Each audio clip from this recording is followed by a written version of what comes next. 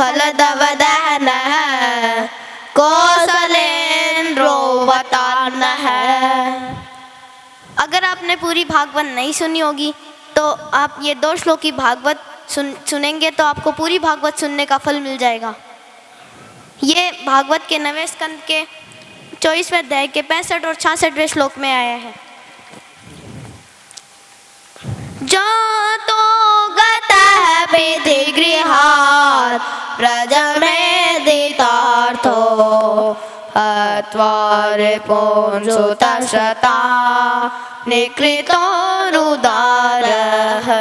उत्पाद्यतेषु पुरुषः क्रतुभिः समेजे आत्मानमात्मनिगमं प्रथयञ्जनेषु प्रीत्वा समहि गुरभरं क्षपयन् गुरुणा बन्धः समोऽथ कलिना युधिभूपचम्बः दृष्टा विधूय विजये जयमुद्विघोष्य प्रोचोद्भवाय च परं समगात् स्वधाम। अब हम वेद स्तुति सुन रहे हैं जो नरकुटक छंद में है। वैसे वेद 4 हैं लेकिन ऋग्वेद यजुर्वेद सामवेद, लेकिन कई लोग सामवेद को सामवेद बोलते हैं। नहीं, सामवेद है, सामवेद नहीं है। जय जय जय मदितदोषग्निभीत गुणां त्वमसि यदात्मना समवरोध समस्तभगः अगजगदोकसामखिलशक्त्यवबोधकते क्वचिदजयात्मना चरतोऽनुचरेन्निगमः। अब हम जानते हैं कि भागवत के अलावा भी 18 पुराण होते हैं, 17 पुराण होते हैं भागवत के अलावा। कुल मिला के 18 पुराण होते हैं। इसको 18 पुराण याद करने के लिए हमें एक श्लोक के माध्यम से याद करेंगे, सुनेंगे। मद्वयं भद्वयं चैव भत्रयं वचतुष्टयम् अनापलिङ्गकुस्कानि पुराणानि प्रचक्षते। मत्स्य पुराण, मार्कंडे पुराण, भागवत पुराण, भविष्य पुराण, ब्रह्म पुराण, ब्रह्म वैवर्त पुराण और ब्रह्मांड पुराण, वामन पुराण, वामन पुराण, वराह पुराण, विष्णु पुराण, वायु पुराण। वायु पुराण को शिव पुराण के नाम से भी जाना जाता है। अग्नि पुराण, नारद पुराण, पद्म पुराण, लिंग पुराण, गरुड़ पुराण, कूर्म पुराण, स्कंद पुराण। इस प्रकार से 18 पुराण है। इसी तरह हम महाभारत के पर्वों के नाम जानेंगे। महाभारत के पर्व भी 18 हैं। हमारे पिताजी ने यह एक श्लोक बनाया है, हमारे पिताजी ने बनाया यह श्लोक, जिससे हमें 18 पर्वों के नाम याद हो सकते हैं महाभारत के।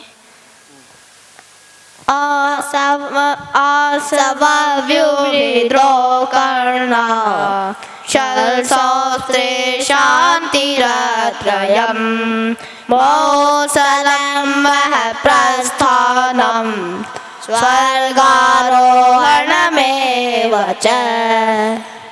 आदि पर्व है सभा पर्व, वन पर्व, विराट पर्व, उद्योग पर्व, भीष्म पर्व, द्रोण पर्व, कर्ण पर्व, शल्य पर्व, सौप्तिक पर्व, स्त्री पर्व, शांति पर्व, अनुशासन पर्व, अश्वमेधिक पर्व, अष्टमवार्षिक पर्व, मौसल पर्व, महाप्रस्थान पर्व और स्वर्गारोहण पर्व। इस प्रकार से 18 पर्वों के नाम हैं। अब हम जानते हैं कि श्रीमद् भागवत में कितने स्कंद हैं। श्रीमद् भागवत में 12 स्कंद हैं और 18,000 श्लोक हैं और अध्याय 335 हैं। भागवत का महात्म्य स्कंद पुराण और पद्म पुराण में आया है। स्कंद पुराण में 4 अध्याय में आया है और पद्म पुराण में 6 अध्याय में आया है। इसलिए महात्म्य में कुल 10 अध्याय हो गए, इसलिए 345 हो गए कुल मिला के। पहले अध्याय में पहले स्कंद में कितने अध्याय है? पहले स्कंद में 19 अध्याय हैं। दूसरे स्कंद में कितने अध्याय है? 10 अध्याय। तीसरे स्कंद 33 अध्याय। चौथे स्कंद 31 अध्याय। पांचवें स्कंद 26 अध्याय। छठा स्कंद। हाँ, अब हम भागवत का सबसे मधुर गीत सुनने जा रहे हैं, जिसका नाम है गोपी गीत, जो प्रसिद्ध भी है। ये भागवत के 10वें स्कंद के 31वें अध्याय में आया है। इसमें इंदिरा छंद है। इंदिरा छंद को राजहंसी का छंद भी जाना जाता है। इसमें जयति तेधिकं जमना व्रजः श्रयत इंदिरा शाश्वतत्रयी दयितदृश्यतां दीक्षुतावकाश त्वयिरितासवस् त्वां विचिन्वते शरदुदाशये साधुजातसा शरसिजोदर श्रीमुषादृशा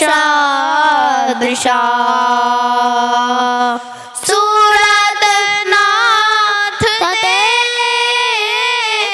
शुल्कनासिका वरदनिघ्नतो नेह किं वदः। अब हम युगल गीत सुनने जा रहे हैं, जो भागवत के 10वें स्कंद के 35वें अध्याय में आया हुआ है। यह स्वागता छंद है इसमें। और युगल गीत की एक खास बात है कि ये रामायण की हर चौपाई के राग में बिठा सकते हैं इसको। जैसे मंगल भवन अमंगल हारी द्रवौ सो दशरथ अजिर बिहारी दीन दयाल वीरदु संभारी हरहु नाथ मम संकट भारी वाम बाहु कृत वाम कपोलो वगित भ्रुरधरार्पित वेणुं कोमलाङ्गुलिभिराश्रित मालं गोप्यैरयति यत्र मुकुन्दः व्योमयानवनित। अब हम बहुत बहुत धन्यवाद महाराज जी का अवसर दिया। मैं तो इतना ही निवेदन करूंगा कि शास्त्र है तो ही सनातन जो है वो सुरक्षित रह सकता है। बच्चों को खूब प्रयास करके ये सब चीज़ें करवा रहे हैं, और इसी तरह से यदि सहयोग मिलता रहा तो दूसरे बच्चे भी हैं वो सीखने के लिए उत्साहित होंगे, अन्यथा तो निरुत्साहित होना बड़ा ही सरल होता है, उत्साह बनाए रखना कठिन होता है। धन्यवाद। पुनश्च महाराज जी के चरणों में प्रणाम।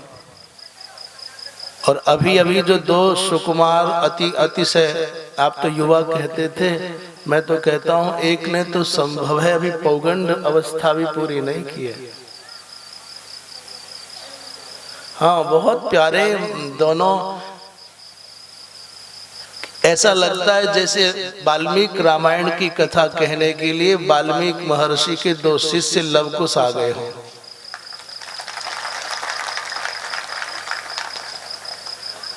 हमारा प्राय जीवन संस्कृत भाषा भाषियों के मध्य में बीतता है। पूरा वर्ष संस्कृत पाठशालाओं में जो आचार्य पर्यंत शिक्षा पाते हैं, हम ये नहीं कहते कि सबका, परंतु अधिकांश विद्यार्थियों का उच्चारण इतना शुद्ध नहीं आता जितना शुद्ध उच्चारण ये छोटे छोटे बालक कर रहे हैं। और उस पर भी स्वर्ण पर कहते हैं स्वर्ण में सुगंधी, क्या उनकी गेयता, जो छंद जिस प्रकार गाया जाना चाहिए वो छंद उसी प्रकार, छंद का ज्ञान होना, छंद की गेयता होना, उतना उनका मधुर स्वर होना। तो इन बच्चों का अभिनंदन तो निश्चित रूप से होना ही चाहिए, पर इस रूप में मूर्ति बना करके जिस मूर्तिकार ने इनको गढ़ा है, उनकी वो आचार्य की भूमिका में हो, चाहे पिता की भूमिका में हो, चाहे अभिभावक की भूमिका में हो, जिस भी भूमिका में हो, वो अनेक हो चाहे एक ही अनेक भूमिकाओं के निर्वाह में दक्ष हो, अभिनंदन उनका होना चाहिए।